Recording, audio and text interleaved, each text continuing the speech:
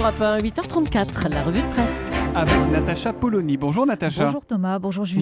Bonjour À tous. Ce matin, une de vos journaux, il est là, seul contre tous. Le Monde, Juppé et Fillon s'attaquent à Sarkozy. Mais il est imperturbable en une du Figaro Magazine. Je veux redonner de l'espoir. Il est nettement moins imperturbable en une de Libération, le doigt contre la tempe, l'air ahuri comme pour se demander comment il va se tirer de l'affaire Big Malion. Ça patine. Mais d'autres ne s'en tirent pas mieux. L'Humanité, Valls poursuit la grande braderie des biens publics. Manuel Valls qui est aussi en une de la Croix pour une opération déminage à 2 jours de la nouvelle manif pour tous. Contre la GPA, Manuel Valls affiche sa fermeté. Mais c'est une autre fronde qui intéresse le Figaro. La fronde fiscale se propage. Nicolas Sarkozy est par ici, Nicolas Sarkozy est par là ce matin. Oui, il y a bien sûr l'interview fleuve dans le Figaro Magazine. Fin des 35 heures, diminution du nombre de fonctionnaires, retraite à 63 ans. L'ancien président égrène son projet pour 2017. Il évoque aussi son goût tout nouveau pour le référendum. Et quand l'hebdomadaire lui oppose que le traité de Lisbonne était une façon de revenir sur le référendum de 2005, la réponse fuse. La Constitution européenne, c'était trop compliqué pour les Français. Le peuple a droit à la parole sur les sujets autorisés et s'il vote bien. Mais c'est un article du Parisien qui nous raconte le mieux la façon dont Nicolas Sarkozy a préparé son retour. Un article qui nous explique que sa position sur le statut des fonctionnaires, par exemple, Nicolas Sarkozy se l'est forgé après la lecture d'un sondage dans le Figaro disant que les Français y sont favorables. Alors ces Français, est-ce qu'ils remercieront celui qui leur dit ce qu'ils veulent entendre ? C'est cruel, tranche David Guevard dans le Courrier Picard, mais Nicolas Sarkozy a raté son retour. Sans jouer les Madame Soleil, on dirait bien que Sarkozy, c'est fini. Si on additionne les casseroles, l'équation se solde forcément par une sortie du jeu politique.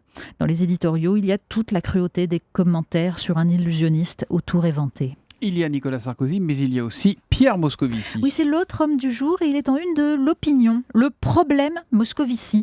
Sur le dessin de CAC, on le voit passer son entretien d'embauche pour le poste de commissaire européen. Il cherche les arguments.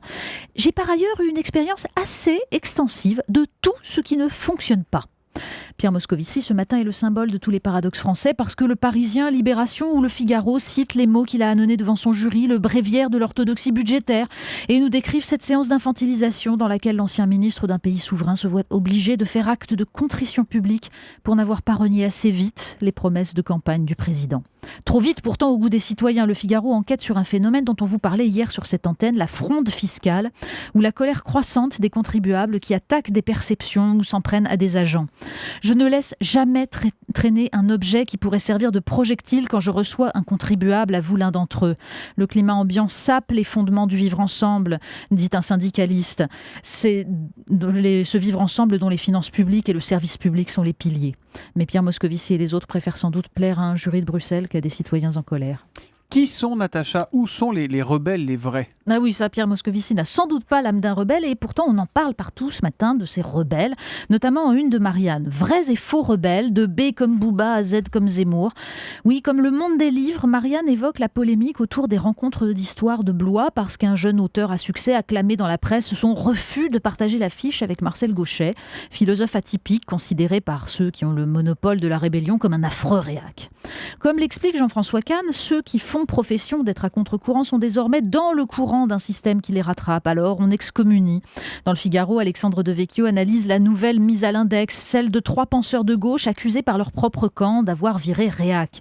Michel Onfray, Christophe Guilluy et Jean-Claude Michéa. Et puisque Marianne consacre un article à Baudelaire, dont la fameuse modernité était en fait, selon les mots d'Antoine Compagnon, une récalcitrance au monde moderne et à son matérialisme, on se dit que lui aussi aurait fini au pilori des rebelles assermentés.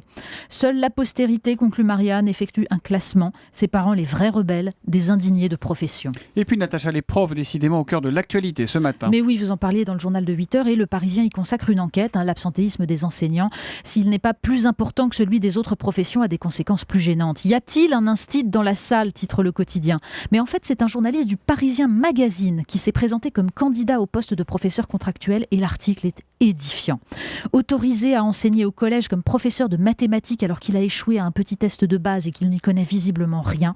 Et c'est bien sûr en Seine-Saint-Denis, chez les plus pauvres, qu'on trouve le plus de contractuels non formés. L'éducation, priorité du quinquennat ? On termine avec 20 minutes. Oui, ça c'est une petite information du journal 20 minutes. Des chercheurs anglais ont démontré que les requins ont une personnalité et qu'ils développent des traits de caractère sociaux ou antisociaux. Bah oui, c'est normal, en l'absence de programme précis, c'est la personnalité qui sert de critère. Les chercheurs anglais ont étudié les fonds marins ou les primaires à l'UMP. La question est posée. Une petite précision, il paraît que dans le rappel des titres, j'ai dit gestion pour autrui et non pas gestation pour autrui pour la GPA. Vous me l'avez fait remarquer, Natacha. Il y a beaucoup d'auditeurs sur Twitter avec le hashtag un matin, donc c'est un petit lapsus dont je vous prie de bien vouloir m'excuser. La gestation pour autrui.